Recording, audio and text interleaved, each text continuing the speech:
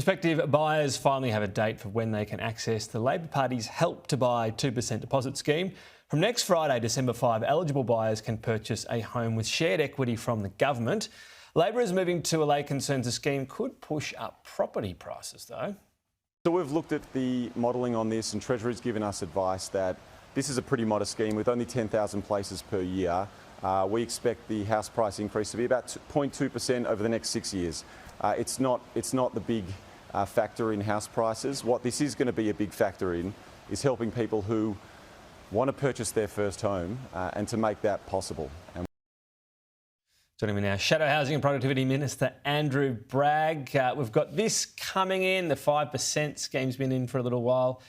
Any initial thoughts, maybe some evidence from an auction you've been at, or is it a bit too early to tell? Well, good afternoon, Tom. This is another idea which is not going to help many people. And as you know, the major task in housing is to get the houses built. So the government have gone from a housing system which was supplying 200,000 houses a year on average down to 170,000 a year on average now.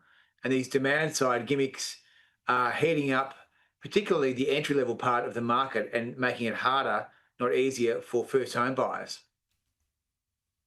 So given how widespread this is, though, comparing it to your, in terms of eligibility that is, comparing it to your using your super to buy a scheme, is that policy now irrelevant? There's no point in even considering it for the next election? Of course, you'd always look at ideas that give people more choice about their own money. But what we're talking about here is government schemes. So in this case, you'd be talking about up to 40% of the house being paid for by the Commonwealth. Bizarrely, the government have decided to exempt themselves from the credit laws.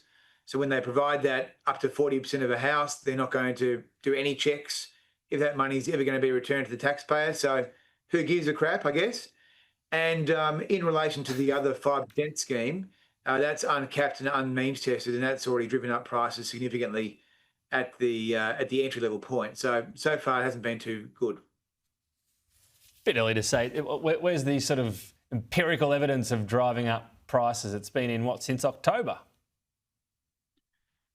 So Coality, the data company, has looked at this in detail, and they say that the 1.2% increase in entry-level house prices in October can be in part attributed to the 5% deposit scheme being butchered by this government. I mean, initially this was a scheme that was designed to be targeted for lower income earners. Now the government have uncapped it, taken all the means testing away. So it is fueling the prices at the bottom end of the market, at the entry level point, particularly because the government have failed on supply. I mean, they've failed to get the private economy to build houses, and their own $10 billion housing fund has been an absolute boondoggle.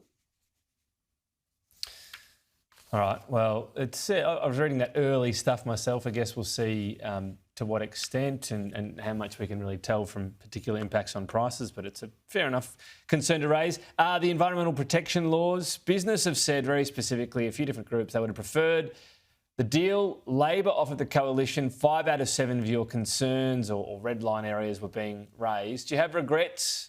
Should you have thought about this harder before saying no?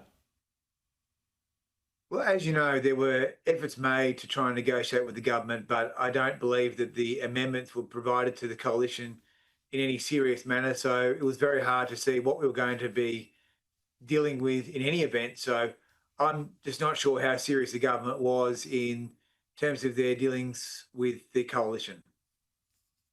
So you claim they weren't really trying to deal with you?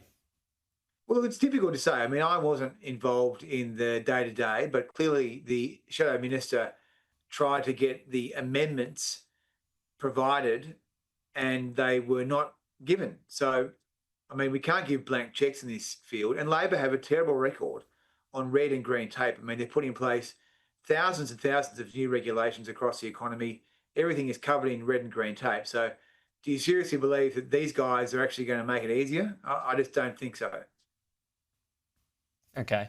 Wanted to ask you about APRA getting a few headlines. So it's essentially going to set a bit of a limit or curb how much debt people can have versus the house they're buying. But that's at a bank level. This seems to be a fairly cautious step, but just making sure the heat's taken out of the market on the investment side. Is this the right move? I think the government is saying to Canberra, stop doing dumb stuff, stop doing stupid stuff, because this is clearly a response to the uncapping and removal of the means testing on the 5% deposit scheme, where you've seen people likely taking on mortgages they probably can't really repay in all good conscience. And so APRA is trying to get ahead of this. So it's a bit like the Reserve Bank and the Treasury. Now the APRA, the prudential regulator, is saying to the government, please stop doing these sort of things because you're making the problem worse. You're injecting more risk than we can cope with in the banking system. Okay. Be remiss of you not to talk about a difficult week or two. I guess we cast our mind back as well to the May election. It seemed perhaps it was as bad as it could get. We look at this week's electoral study, though, the polling. Is the Liberal Party actually even in an even worse state than it was in May? I think ultimately we'll be judged on our policy offering. I mean, we can go through the entrails of all these different things that happen every week, but ultimately, if we are able to pull together a coherent policy agenda that is going to resonate with people, which is economically based, then we are back in the game. If we fail to do that, then we'll be in a worse position than we were last time. What do you think Susan Lee needs to be to even be competitive? Is there a reset needed? Is there something she should be thinking about over summer? Well, it's policy. We haven't announced policies yet, and that's in the mix, and we're working on that. And you'll have to watch this space because there'll be lots of good ideas coming out next year. And so if there's not, then we're in lots of trouble. She's a moderate.